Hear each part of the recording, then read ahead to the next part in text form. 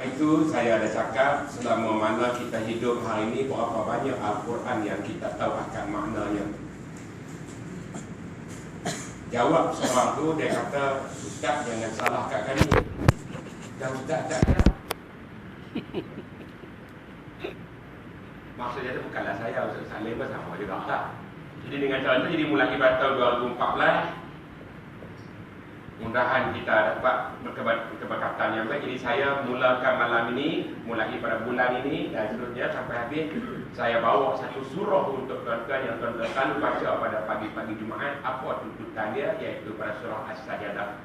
Habis surah Sajadah, kita sambung surah Al-Insan.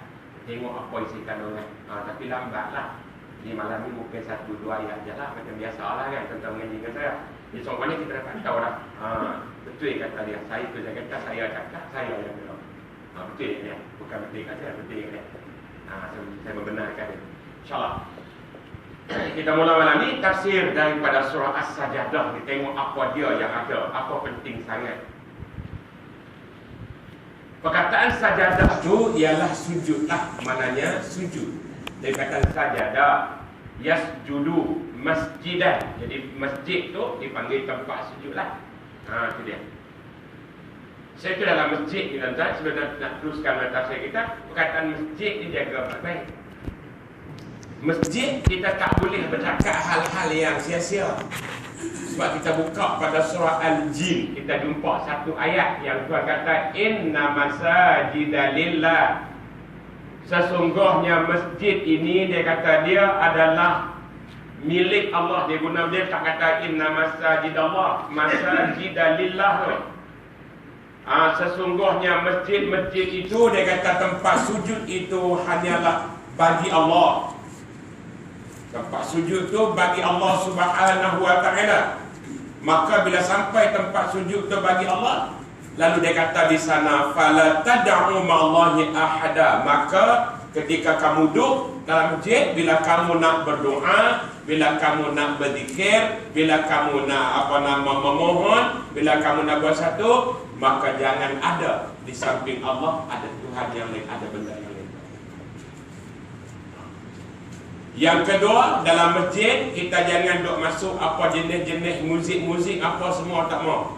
Sebab benda ni berlaku di satu masjid di Tanjung Baru ni. Ada orang dia buat ceramah. Dalam ceramah tu, di ujung-ujung ceramah dia masukkan zikir terapi. Kemudian dia suruh anak dia pasang CD yang ada muzik.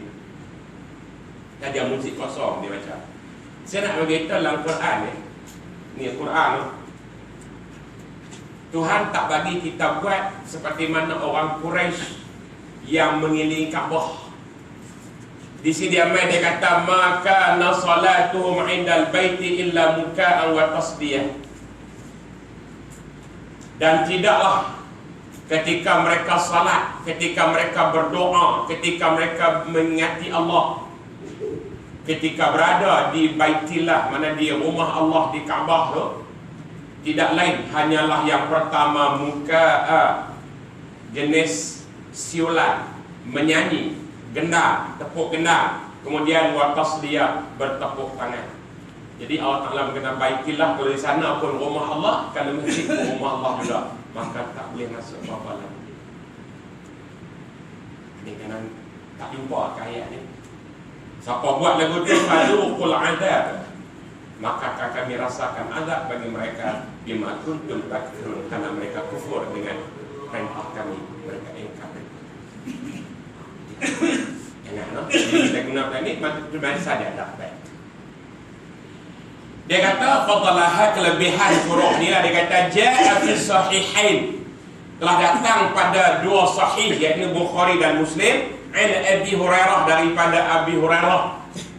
Nama penuh dia Abdurrahman bin Sakhar radhiyallahu an, katanya kana Nabi sallallahu alaihi wasallam, sesungguhnya atau bahwasanya atau menjadi kebiasaan Nabi sallallahu alaihi wasallam yaqra, membaca fil fajr, dalam salat subuh, yaumil jumaah, pada hari Jumaat, alif lam tanzil surah ini, dan juga hal atal insan, dan juga surah al-insan. Itu menjadi kebiasaan. Jadi kalau tak baca surah tu pun tak apa, baca surah lain pun. Jadi dia tengok maknanya ini kebiasaan Nabi. Kita mulakan.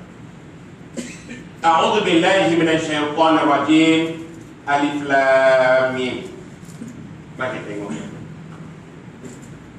Dia kata alif lam mim itu ahrafu hijaiyah adalah huruf-huruf hijaiyah yuqal yang dikatakan fiha padanya ma qabla fil surati sabiqah sebagaimana surah yang datang sebelum ini alif lam mim. Itu katanya. Baik.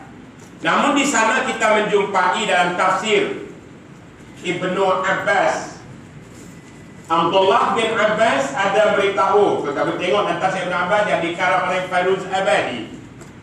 Di sana dia kata, aku mendengar Nabi SAW meletakkan alif lam mim itu, menterjemahkannya katanya dengan mempunyai maksud. Itu kata dia. Kita nak terima, tak terima tu hak kita. Ibnu Abbas kata alif lam ini ada makna. Karena dia gunakan kaedah Allah tidak mendatangkan sesuatu tanpa sebab.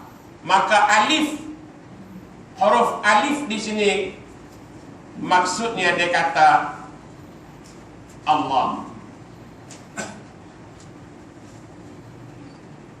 Lam itu katanya ialah Jibril dan mim itu ialah Muhammad.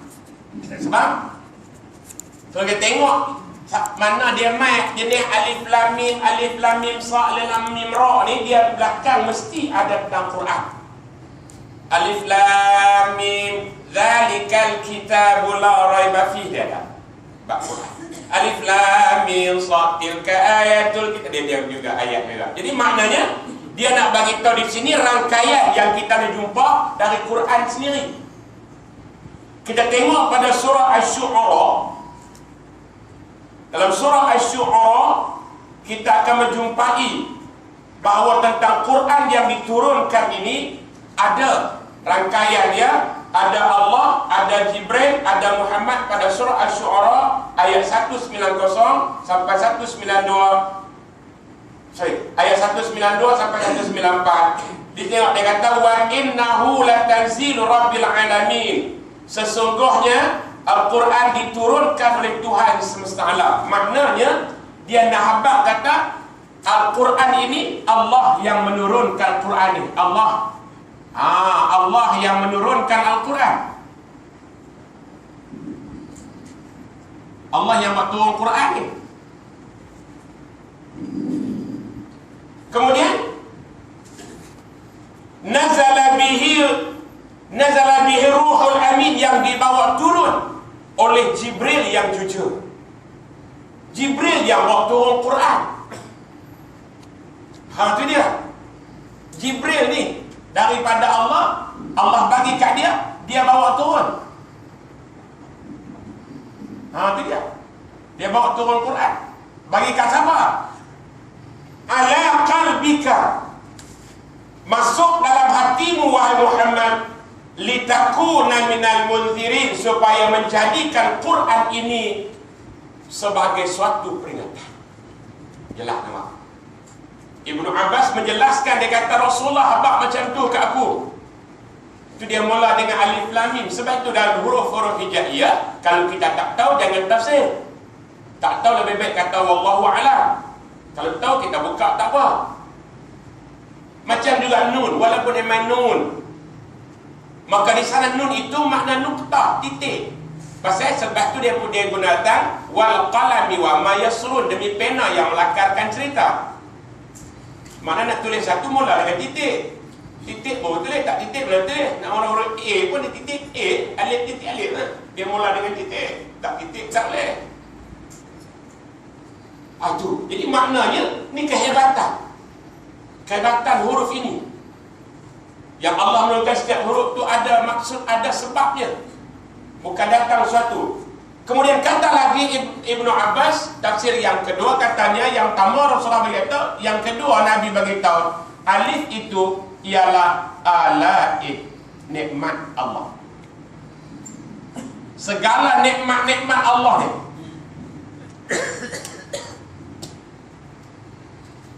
Dia kata Allah bila main itu, dia kata alif itu membentuk bahawa ia kalimat yang menunjukkan bahawa adalah daripada nikmat Allah yang diberikan kepada kepada manusia, kepada makhluk, kepada semua.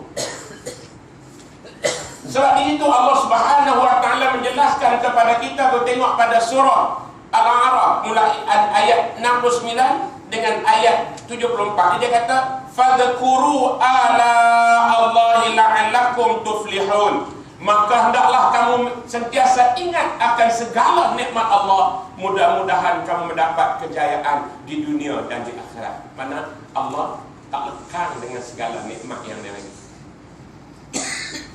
Dia main lagi ayat fadhkuru ala Allah wa la ta'thaw fil ardi mufsidin. Maka kenanglah, ingatlah akan segala nikmat Allah yang datang kepada kamu. Cuma satu aku nak pesan, kata Allah, selepas kamu dapat nikmat yang banyak yang melimpah ni, maka janganlah kamu melampau di muka bumi melakukan kerosakan.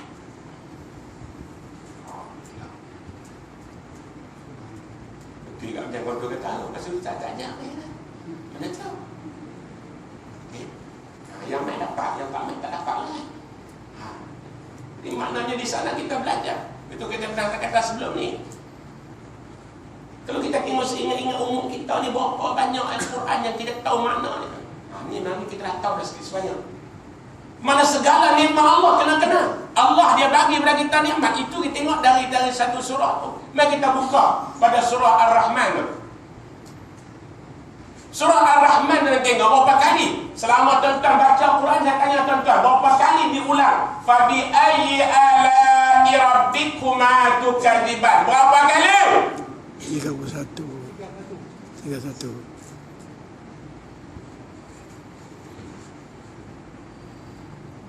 Anda yakin? Yakin. Anda yakin? Yakin. Anda tak mau buat? Tak ubah. Pasal bab surah tu Ar-Rahman, Tuhan yang Maha Pemurah, yang bagi kita nikmat. Dia sebut pasal jin dan manusia, baru dia mula ayat tu. Ayat 15 dia kata apa? Khalaqal insana min salsalin kal fakhar. Ayat 16, wa khalaqal janna min marijin min nar. Dia mula dah. Fa bi ayyi ala'i rabbikuma tukadziban. Maka mana lagi segala nikmat-nikmat Allah yang kamu nak dustakan, wahai jin dan manusia? Mana lagi nikmat yang kamu tak puas hati, yang kamu cuba nak berbohong? Dia baca satu ayat ulang, kadang dua ayat ulang, kadang-kadang satu ayat. Rabbul masyriqaini wa rabbul maghribain fabi ayyi, kadang-kadang satu ayat, kadang-kadang dua ayat. Kadang-kadang satu ayat, kadang dua ayat. Kullu man 'alaiha fan wa yabqa wajhu rabbika dzul jalali wal ikram fabi ayyi, kadang-kadang satu ayat, kadang ayat. Nampak? Diulang. Mana lagi nikmat yang kamu cuba nak dustakan? Nikmat Allah ni banyak. Sejak dalam rahim ibu sampai hari ini, nikmat Allah tak pernah putih. Tapi adakah kita semua mensyukurinya? Adakah kita semua mensyukurinya? Nikmat mata, telinga, ayak, angin, apa semua. Bila kamu dahaga, aku bagi ayak. Bila kamu kotor, aku bagi ayak. Bila kamu hangat, aku bagi ayak. Mana ayak kegunaan dia banyak. Kakak mana kau syukur? Allahu Akbar. Sebab dia mai tanya hujung ayat kan, "Tsummatus adunna yauma idzin anin na'im." Nanti aku tanya hampa nikmat yang hampa guna, aku tanya nanti kau. Yang jawab. Macam golongan yang saya, macam yang seangkatan yang saya ni, kami lebih lagi tuan-tuan tak dengan ilmu. Esok kami tuan tanya dengan ilmu tu hang buat apa? Cari makan dengan ilmu tu kan. Dia ayat juga, dia ilmu juga. Jadi haram. Kemudian dia mai dia lagi kasar lagi. Surah An-Najmi ayat 55, satu ayat tapi dia tak guna tukadziban, dia guna lain. Fabi ayyi ala'i rabbika tatamara. Lagi kasar. Maka mana lagi nikmat Tuhan kamu yang kamu cuba selewengkan, yang kamu cuba tidak puas hati. Tadi yang kamu cuba dusta, yang ni yang kamu tak puas hati. Mana lagi yang kau tak puas hati? Tadi kau apa abang mai? Yang mana yang kau tak puas hati? Jadi dia mula alif tu Rasulullah bagi tahu kat Ibnu Abbas mengenai nikmat Allah yang tak terhingga. Itu Tuhan pernah kata pada surah Ibrahim, wa in ta'udu nikmatallah la tuhsuha. Innal insana la zalumun kafar. Kalau kamu cuba nak menghitung, nak mengira nikmat Allah, tentu kamu tak sanggup untuk menghitungnya. Tetapi itulah tabiat manusia, zalim lagi tidak pernah berterima kasih. Kufur, dah zalim, kafar, kufur nikmat lah. Allah dia kata tauhid, Allah Mesai. Itulah kata Tuhan manusia. Yang pertama zalim. Zalim ni nak membazir nikmat. Dapat banyak mazir. Kau nak bantu orang tak buang macam tu mazir. Lepas tu kufur nikmat lah. Itu dia. Jadi mulai ni tuan-tuan jangan mazir lah. Walaupun kangkung jangan mazir lah. Kangkung. Sayang. Kangkung orang. Jadi maknanya itu nikmat. Alif itu makna ala, makna nikmat Allah yang tak terhingga, tak pernah putus nikmat Allah. Pernah nikmat Tuhan putih tak? Dah. Kita hanya terputus zikir dengan Allah. Kita terputus zikir, tak pernah cukup. Allah tak pernah putus nikmat. Dia dah. Maknanya di sana kita jangan doakan satu perkara-perkara yang mudah macam ni. Ada datang semua benda itu mengenai dia. Jadi maknanya di sana bila kita buka dari segi nak mengira segala apa yang ada, subhanallah. Nikmat yang Tuhan bagi tak pernah. Tapi Tuhan tanya tadi, adakah kamu cuba nak elak? Adakah kamu tak mau syukur? Betul apa ada ayat? Uzkuru ni'matallah.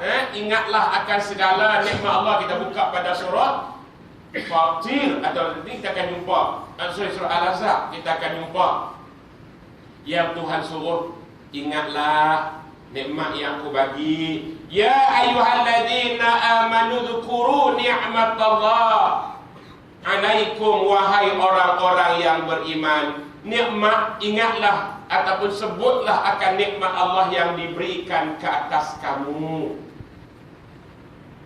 Di antara Tuhan kata idja'atkum junud, ketika kamu menghadapi sesuatu rintangan yang kamu rasa tak sanggup nak buat, tiba-tiba di saat itulah kami datangkan tentera kami untuk menolong kamu. Contoh dalam medan peperangan, misalnya dalam perang Badar, misalnya 8,000 malaikat turun tolong tu tentera Allah tu. Malaikatlah jundullah, tentera Allah tolong. Ataupun fa'arsalna alaihim riha, kami kirimkan kepada atas kamu tentera kami juga, iaitu angin. Angin juga tentera Allah. Ikut taufan macam dulu tsunami sekalian main, tengok dihantar tu tentera dia tu. Dia panggil tentera dia.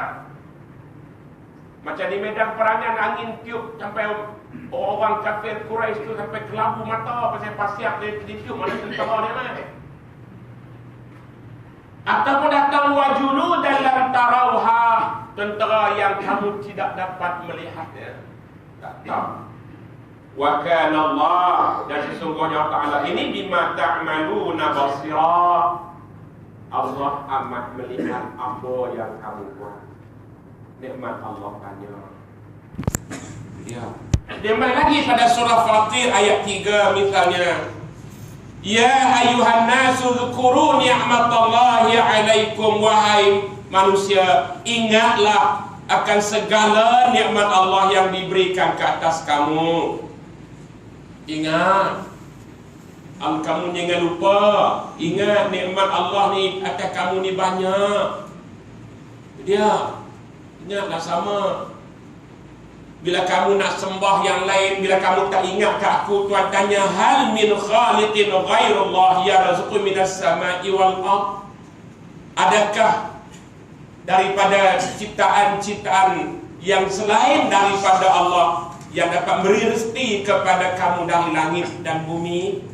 La ilaha illallah, Tuhan yang lain yang tidak disembah melainkan Dia. Fa anna tufakun, bagaimana kamu dapat dipalingkan oleh syaitan dan hawa nafsu? Bagaimana kamu dapat ditipu oleh hawa nafsu dan syaitan? Tuhan, nikmat Allah ni banyak, subhanallah. Maknanya di sana sebut yang ni saja pun kita tak boleh habis tafsir dah. Lagi tengok pada surah Yunus ayat 31, bab nikmat, masih bab nikmat tu. Tengah jam lah, bodoh kamu. Kali ni dia macam dia tanya macam tu, tafsir macam tu di kasar macam tu. Ayat tu, zalikal kitabul la raiba fihi hudal lil muttaqin tu. Tak bulan yang sebelum tu, zalikal kitabul la raiba fihi. Tak ada letak huda. Petunjuk dah. Sejam suku, petunjuk saja. Tak habis hujan tak kisah lagi. Sampai tu pegawai kastam tu di malam pengarah tanya, Ustaz, kalau kita bila nak habis? Dia kata, tahu bila nak habis. Ini mengaji kena bagi tahap mana? Biar sikit tak apa. Biar sikit, bagi faham. Kita tahu ni ayat dia. Baik, surah Yunus kata, qul, katakan olehmu.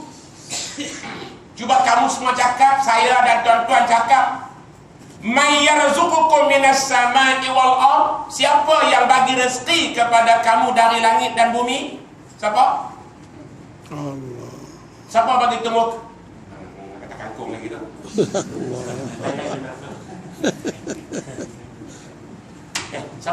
Siapa yang bagi kamu? Allah ya. Tapi sayang jadi tampil di babak taman dah tolak pokok paku tapi sayang. Tapi makan bambu. Siapa yang bagi rezeki? Allah. Amma yamliku sama wal absar, siapa yang bagi kepada kamu pendengaran dan penglihatan? Siapa? Allah. Pun tak mau bersyukur lagi. Dah macam tu marah lah. Tak bagi, siapa bagi apa? Tak bagi. Mu'ayyad. Mu'ayyad. Ya Allah lagi. Dia. Wa may yakhrujul hayyul mayyit, siapa yang mengeluarkan kehidupan dari kematian? Mana dulu kamu dalam perut mak kamu macam mati, bila kamu hidup, siapa dia yang bagi kamu hidup? Wa yukhrijul mayyita minal hayy, siapa pula yang mengeluarkan kematian daripada kehidupan? Bila kamu hidup mati balik, siapa ya? Kemudian tanya last kali, wa may yudabbirul amr, siapa yang mengatur segala urusan ini? Urusan siang, urusan malam, urusan panen, urusan hujan, urusan macam siapa? Fasayaquluna Allah, pastilah mereka menjawab Allah. Mereka tahu, pastilah mereka akan jawab Allah. Allah tahu lah. Qul, faqul, kalau begitu kata balik kat depa. Yang cakap pasal Allah ni, afala tattaqun. Kalau begitu mengapa kamu tidak bertakwa? Mengapa kamu tidak sembah dia? Mengapa kamu tidak mau sujud kepada dia? Minum ayak bila anda ada, tapi yang tak mau rokok sujud kepada Allah. Tapi tanya siapa bagi ayak? Allah, pandai juga. Makan nasi, makan ikan, sudang, sotong, tapi yang tak mau semayang juga. Ditanya dia siapa buat yang ni? Allah, pandai. Pandai. Siapa yang bagi siang dan malam? Dia siang, dia kerja malam, mana siapa dia? Allah, pandai. Tapi kenapa kamu tak mau sujud? Tanya afala tattaqun. Mengapa kamu tidak bertakwa kepadanya? Mengapa tak mau rokok sujud kat dia? Mengapa tak mau terima kasih kat dia? Mengapa tak mau ingat kat dia? Tuhan tanya tu. Subhanallah.